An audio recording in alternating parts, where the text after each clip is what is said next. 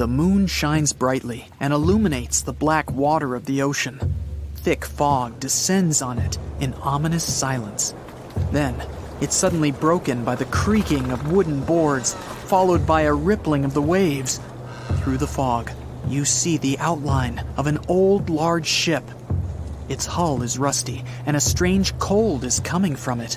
But the most unsettling thing is that there's no one on the deck.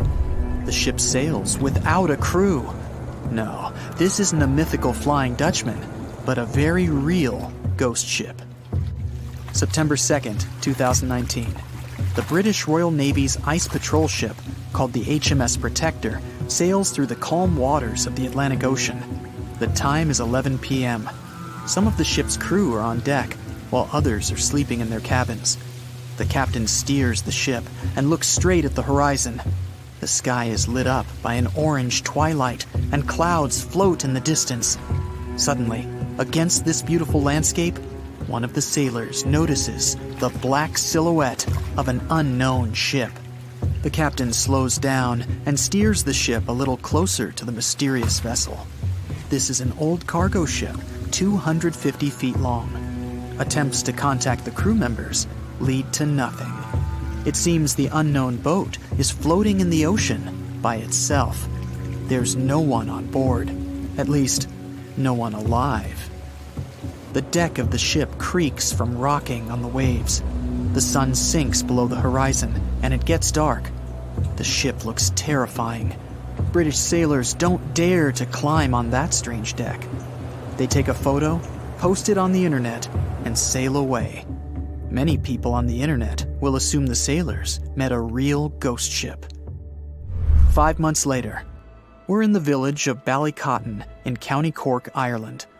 A local leaves the house early in the morning to go for a daily run. Music in his headphones, fresh cool air, and a scenic route are ideal conditions for a good workout. The jogger runs along the road on the coast of the Celtic Sea. There was a strong storm last night, and now the sea looks calm. The man runs along the top of a low cliff and notices a huge vessel. An old rusty cargo ship 250 feet long lies on the beach, right among the rocks. No people on board. It seems the ship has been here for ages, but the local is sure this vessel wasn't here yesterday. A little later, it turns out this is the same ship that the sailors from the HMS Protector saw 5 months ago, thousands of miles from this place. The cargo ship, called the Alta, was built in 1976. Nobody knows who used it all this time and for what purposes. It's only known that in 2017, the ship was purchased by a new owner and marked with the flag of Tanzania.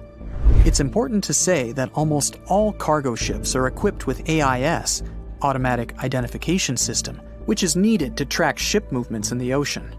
Since 2015, something strange started happening with the Alta's AIS. The ship disappeared from the satellites, then reappeared again. Over the past few years, this ship had changed several names and flags.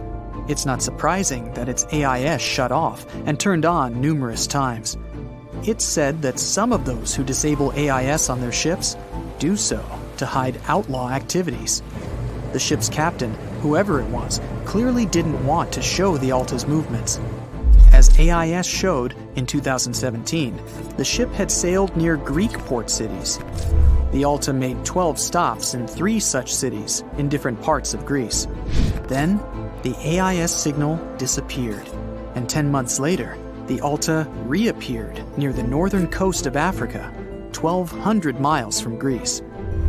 In September of 2018, the ship was sailing about 1,400 miles southeast of Bermuda, and at that time, the crew members started having problems. There were 10 people on board the Alta. On September 19th, the ship's engine failed right in the middle of the Atlantic Ocean. The nearest shore was very far away. The ship began to drift. As days passed, the crew couldn't fix the vessel. Food supplies were running low. The crew started to panic and tried to contact someone. The situation got worse as a strong hurricane was approaching the place where the ship broke down. crew members contacted the U.S. Coast Guard. On October 2nd, a helicopter headed towards the ship. Food and water were unloaded on the Alta. This was enough for the crew to bide their time for several days. About a week later, a rescue boat sailed about 1,500 miles to reach the Alta and help the stranded sailors. Shortly before the start of the hurricane, American rescuers succeeded. The entire crew of the wrecked ship was taken to Puerto Rico. The Alta remained drifting in the ocean. After a while, another ship arrived to tow it to the coast of Guyana. Then, something went wrong again. The ship was hijacked. Who did it and why remains a mystery to this day.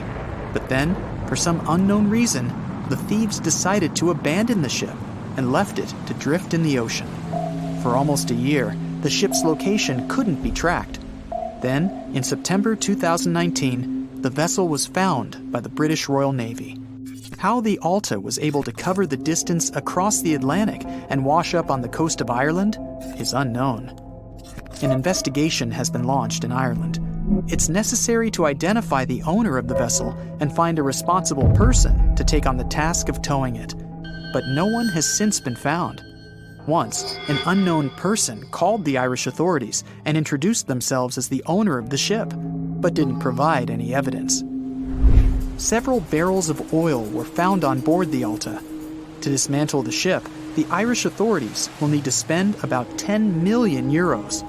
Local residents are annoyed by the wreck too. Corroding metal is bad for the environment, and kids have already snuck on board and posted a video on the internet from inside the abandoned ship. The further fate of the Alta remains unresolved. It's still lying there. That ship sailed in the ocean for just 2 years. Now imagine if some other managed to drift for 38. In all that time, no one could catch this ship, and people still seek it. That vessel is called the SS Baychimo. It was a merchant ship owned by a Canadian trading company. In 1931, the ship got stuck in ice off the coast of Alaska. A strong snowstorm began. The team waited a week for it to end, but the storm only intensified. One day, the weather improved a bit, and part of the team was evacuated to the nearest city. Another part of the crew, with the captain, set up camp near the ship. The storm started again and didn't stop for a long time. The blizzard was so heavy that the ship's captain couldn't see beyond his arm's reach. Finally, when the storm was over, the captain saw that the ship simply vanished. He decided the Baychimo sank during the storm. A week later, the ship was found, drifting near the place where it was lost. The hull of the ship was damaged so badly that it was unsafe to sail on it. The captain decided to abandon the ship. However, it didn't sink. For the next 38 years, it was drifting at various points along the Alaskan coast. Several times, people climbed on the ship, including native Alaskan residents and a group of researchers. Attempts to save the vessel from the sea ended in failure. The salvage operations were hampered by drifting ice and bad weather. The last time it was seen was in 1969. The ship was frozen and blocked by the ice. In 2006, the government created a special project to find the Baychimo. However, in all these years, the ship still hasn't been found. Its fate is unknown. It's likely that the ship has finally found peace and is now lying on the seabed of the Chukchi Sea. Can we estimate how many ships and airplanes were lost in the Bermuda Triangle? Have their disappearances resulted from human error or weather phenomena? Let's try to find out. We have a curious story of the SS Cotopaxi. This ship vanished in 1925, traveling from Charleston, South Carolina to Havana, Cuba. It never reached its destination. Years later, in the 1980s, a wreck was found 40 miles off St. Augustine, Florida. Since specialists could not precisely determine what and where it came from, they nicknamed it Bear Wreck. It took many additional years of work, done mainly by marine biologists, to identify that this ship was indeed the missing SS Cotopaxi. This was confirmed in January 2020. how did the ship just reappear? And how did it get there, since this mysterious shipwreck isn't even in the Bermuda Triangle? Now, let's see who came up with this term, Bermuda Triangle. Can you actually pinpoint the triangle on a map? No, it's not an officially recognized location either. The Bermuda Triangle does not appear on any world map. Nobody has agreed on its exact boundaries. There are only assumptions with approximations of the entire area, ranging between 500,000 and 1.5 million square miles. By all approximations, the region has a vaguely triangular shape. In 1964, an American author named Vincent Hayes Gaddis first came up with the idea when writing an article for Argosy magazine. He used the Bermuda Triangle to describe a triangular region that has destroyed hundreds of ships and planes without a trace. It is pretty hard to get the number of lost ships and planes because some ships and aircraft have gone missing without leaving a trace. Their wreckage in the region has not been recovered, but the recorded stories should help us. Legends about the Bermuda Triangle date back to the 15th century, like that of the Italian explorer Christopher Columbus. When sailing through the Atlantic waters, he passed by this location in the late 1400s. In what we now know as the Bermuda Triangle, he saw a huge flame that seemed to just crash into the ocean. Later, he saw an unusual light flashing in the distance at the exact location. Like many other sailors since then, his compass had severe malfunctions. Flight 19, a Navy plane on a routine schedule back in 1945, also started the Bermuda Triangle legend. It was commanded by Lieutenant Charles Taylor, and it's recorded that he just got lost in the triangle for no reason. Since pilots had no GPS back then, they had to trust their compasses and keep track of how long they'd been flying in a specific direction and their speed. Shortly after completing the task, both of the compasses on board stopped working correctly. Records found after the plane's disappearance also indicate that Taylor didn't have a watch on that particular day. The initial report stated that pilot error was to blame for this unfortunate event. However, because people weren't satisfied with this outcome, it was changed to causes or reasons unknown after several reviews. One surviving pilot named Bruce Guerin suggested he went through an electronic fog while passing above the triangle, making him travel through time. In 1970, when this incident happened, he was flying his aircraft when it was surrounded by two huge clouds that formed a whirlpool and spiraled. Like many others before him, he noticed that his navigation devices were malfunctioning. When he eventually made it out of those clouds, he discovered that his flight had only taken 35 minutes. It should have taken 75 in total. Since he had no other reasonable explanation for what he went through, he believed he must have been pushed forward in time. It's not only strange-looking clouds that have been seen above the Bermuda Triangle. In 2014, a pilot recalled almost colliding with a flying object that he could not identify whatsoever. Some of these strange encounters were even caught on tape. It's the case of an early 2015 flight whose passengers noticed a curious object just floating over the ocean. The pilots have yet to figure out what they actually saw back there. Okay, not all of the possible explanations have been this unusual. Oceanographers, for example, have also tried to explain why ships disappear around here. So they recently came back to one of their old theories: rogue waves. These are immense walls of water that just pop up suddenly. If multiple such waves rise simultaneously, they overlap like a wave sandwich. If one single wave can reach over 30 feet tall and happen simultaneously, it can create a rogue wave that can surpass 100 feet high. These types of waves can quickly overtake even the biggest of ships. Meteorologists came up with their own explanation too: hexagonal clouds. These unusual types of clouds can generate winds of up to 170 miles per hour, and they're pretty significant too, some reaching 20 to 55 miles across. As such, waves inside these wind giants can go as high as 45 feet. The Earth's own magnetic force might also have something to do with it. Within the Bermuda Triangle, compasses point to true north, the geographic North Pole, rather than magnetic north, the shifting magnetic North Pole. Some have even explained that since these two perfectly overlap in the Bermuda Triangle, it can cause a magnetic phenomenon that could make navigational devices malfunction. It's called the agonic line. The problem is that scientists have discovered that this line moves each year. It might have passed through the Bermuda Triangle at one point, but it's now through the Gulf of Mexico.